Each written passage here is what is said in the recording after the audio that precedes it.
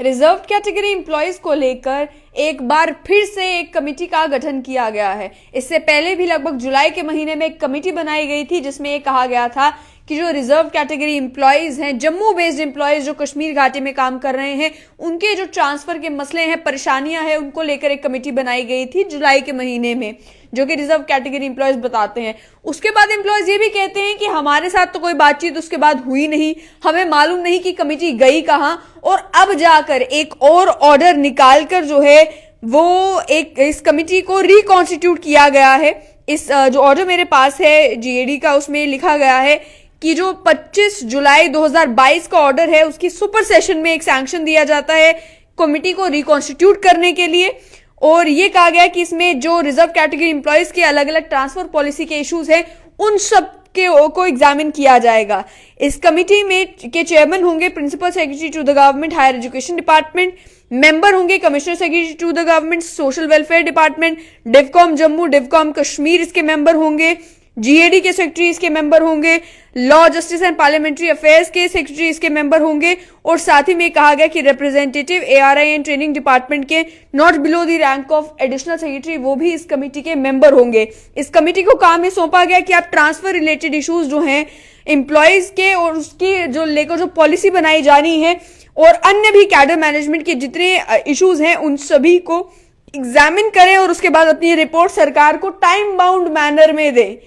यानी कि बिल्कुल वेगली, ना कोई टाइम सेट किया गया है कि आप इतने दिनों के अंदर अंदर कमेटी को रिस्पॉन्ड करना है या इतना समय दिया जाता है उसमें आप कोई पॉलिसी बनाए। बिल्कुल वेग टर्म्स में कह दिया गया कि टाइम बाउंड मैनर में आप एक रिकमेंडेशन जो है वो कमेटी की दे सकते हैं सरकार को। काम वही कि रिजर्व कैटेगरी एम्प्लॉयज जो चाहे धूप हो, चाहे बारिश हो, चाहे मौसम जैसा भी हो, वो जब से कश्मीर घाटी से वापस जम्मू आए हैं तो वहीं अंबेडकर चौक में जो है वो लगातार धरना दे रहे हैं। और वो धरना इस बात पर दे रहे हैं कि उन्हें ऑलरेडी 14-14, 15-15 साल हो गए कश्मीर घाटी में सर्व करते हुए। उनकी ये डिमांड है कि उनको लेकर एक प्रॉपर ट्रांसफर पॉलिसी बनाई जाए। इन रिजर्व कैटेगरी एम्प्लॉयज को लेकर आपको ये बता दें कि वो एम्प्लॉयज हैं जो अलग अलग डिस्ट्रिक्ट्स में, डिवीजन में जब ओपनिंग्स होती थी तो उस समय ये जम्मू से कश्मीर गए, वहां पर सालों साल सर्व कर रहे थे एज टीचर, मास्टर और अलग अलग डिपार्टमेंट्स में अलग अलग पोजीशंस पर ये लोग काम कर रहे थे। लेकिन जिस समय कश्मीर में टारगेटेड किलिंग शुरू हुई और रजनी बाला के अलावा जो है दीपक चंद और उसके अलावा अन्य कई सभी लोगों को जो है उनकी वर्क प्लेस पर भी टारगेट किया गया, उनके घरों में टारगेट किया गया। कश्मीर घाटी में जिस समय वो सर्व कर रहे थे उस समय उन्हें टारगेट किया गया। उसके बाद जो है ये रिजर्व कैटेगरी एम्प्लॉयज भी वापस जम्मू आ गए और उसके बाद से लगातार धरने पर बैठे हुए हैं और ट्रांसफर पॉलिसी की मांग कर रहे हैं। अभी रिसेंटली जब से जो है पंडित पूरन कृष्ण भट्ट की हत्या हुई है उसके बाद से कश्मीरी पंडित पीएम पैकेज एम्प्लॉयज ने भी अपने धरने को इंटेंसिफाई किया है। और साथ ही में रिजर्व कैटेगरी एम्प्लॉयज ने भी ये कहा कि आप देखिए कि अभी भी कश्मीर घाटी में टारगेटेड किलिंग्स हो रही हैं, हम किस तरीके से वापस जाकर वहां पर काम करें। सरकार को ट्रांसफर पॉलिसी बनाने के बारे में सोचना चाहिए।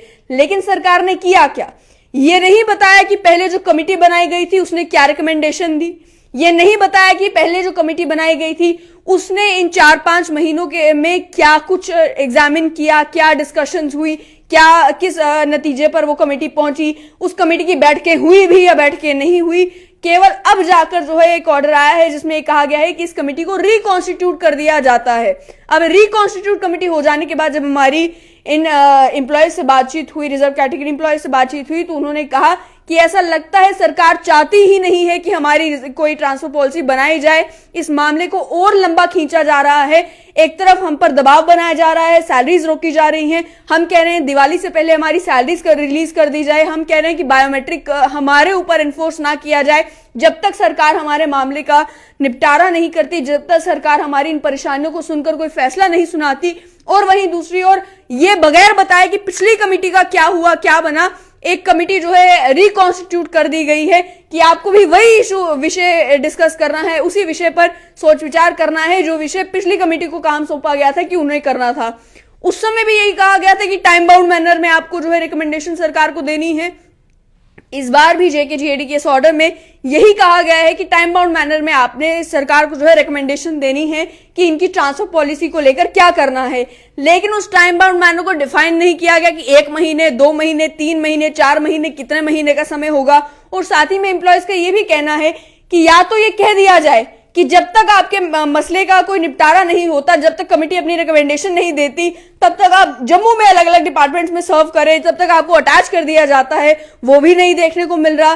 तब तक ये कह दिया जाए कि आपकी सैलरीज नहीं रोकी जाएंगी, वो भी नहीं देखने को मिल रहा। बल्कि हमें और लंबे समय तक जो है वो धरना कंटिन्यू करने पर सरकार मजबूर कर रही है, ये कहना है रिजर्व कैटेगरी एम्प्लॉयज का। लेकिन फिलहाल खबर यही कि वो कमेटी जो है, जो पिछली कमेटी थी, उसकी रिकमेंडेशंस जो है वो पब्लिक डोमेन में आई नहीं, लेकिन सरकार ने उस कमेटी को रिकॉन्स्टिट्यूट कर दिया है। अब नई कमेटी बैठ के करेगी, नई कमेटी जो है वो सोच विचार इस बात पर करेगी कि रिजर्व कैटेगरी एम्प्लॉयज की ट्रांसफर पॉलिसी को लेकर करना क्या है।